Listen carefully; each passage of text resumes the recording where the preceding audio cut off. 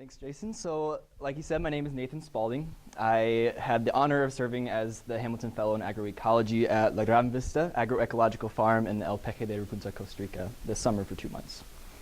So, La Gran Vista means the great view in Spanish, which is easy to see why. That was the view from the farm. And so a little bit about the organization. It's a nonprofit farm aimed at creating a model for students and producers to learn how to farm sustainably in the tropics, which does present a very unique set of conditions for farming.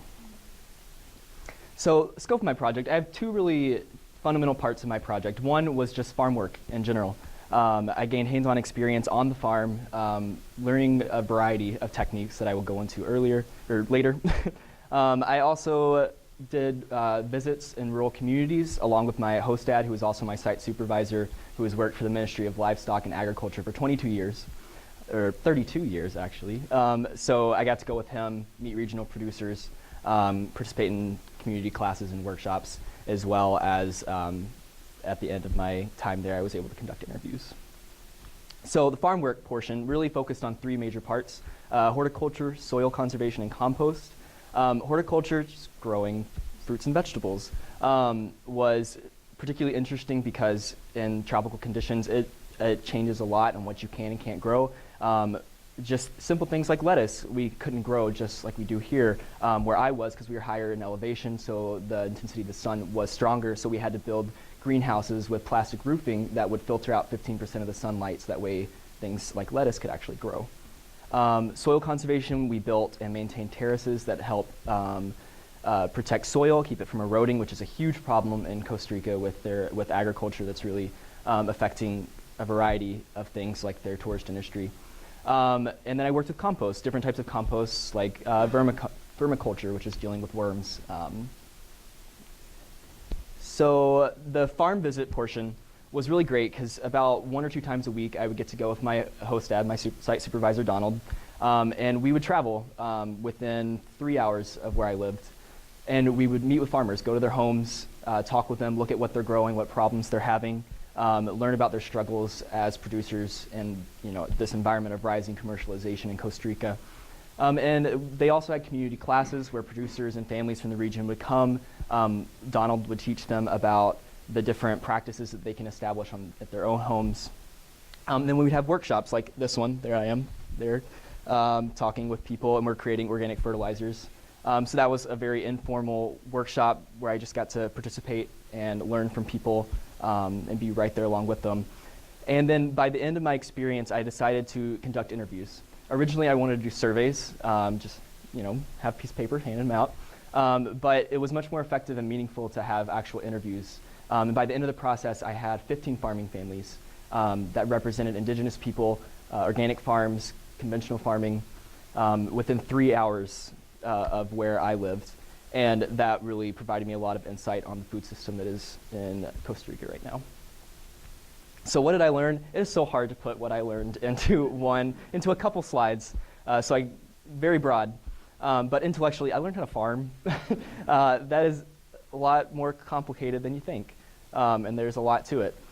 And also I learned a ton about food systems issues, all the dynamic layers that are piled on top of each other to create a food system was really incredible to learn about. Professionally and personally, I learned how to be adaptable and flexible.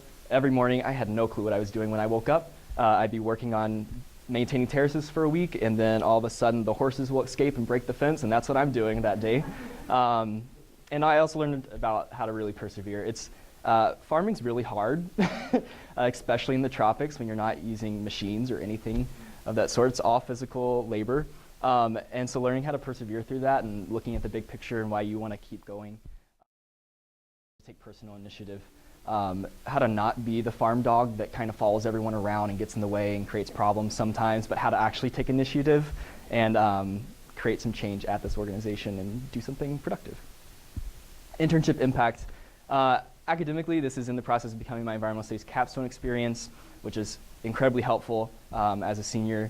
Also, farming experience, it is something I'm looking forward to pursuing later academically. So it was great to actually get some real solid farming experience to add to my portfolio. Professional impact, so I had this great epiphany while I was there that agriculture is great and I love it, but it's not what I want to do only. I need that connection to people and communities, so I need that connection to food system issues. That's where I see myself going professionally, is food systems with agriculture. And it provided a really unique work experience. I mean, I have to say it is kind of a sexy thing to put on an application. So hopefully, I'm hopeful that plays into my post-grad experience and pursuing programs and further education. And also, no better way to become proficient in Spanish than to talk to farmers.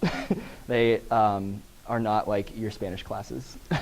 They speak fast and have lots of slang, but it was great. And in Future Impact, it really helped me realize out of all this broad field of food systems and agriculture, what I'm really interested in, and it really, for me, it has become a trajectory for pinpointing programs that I would like to pursue in the future. But also at Cornell, this year, so far, I've tried to share my knowledge with the Environmental Club here on campus, and I plan to continue doing so throughout the year, including sharing that knowledge with the Cornell Community Garden and really making that impact on campus and bringing my knowledge back here. So many thanks. To just sum them up, Cornell College Fellows Program, thank you so much for the program and for helping me, all the professional staff for helping me with my applications.